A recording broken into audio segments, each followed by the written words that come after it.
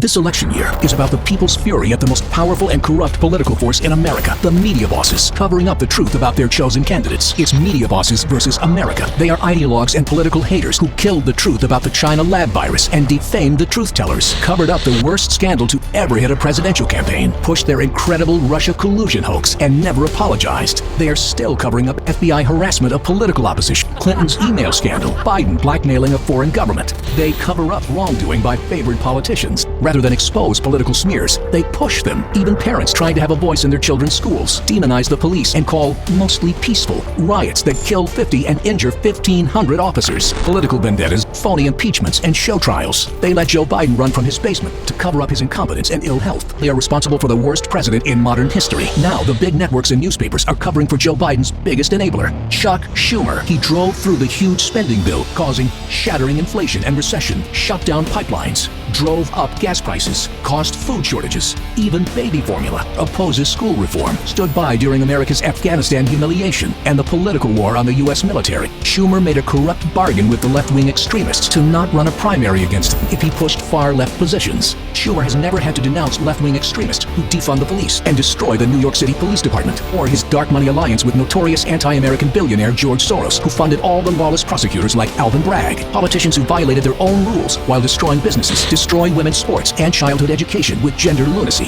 Schumer recklessly threatened by name Supreme Court justices. His scorched earth, rule or ruin attack on American democratic institutions and impose anti-Catholic religious tests for federal office. Americans are asking, what can I do? Send a message to the media bosses, to the networks and newspapers that are the most corrupt institutions in America. They will smear any opponent and shut down campaign ads. The 2022 issue, they seek to crush dissent. So give those who have corrupted journalism a miserable election night. Make this a wave election. No liberal extremists. Defeat liberal extremist Chuck Schumer.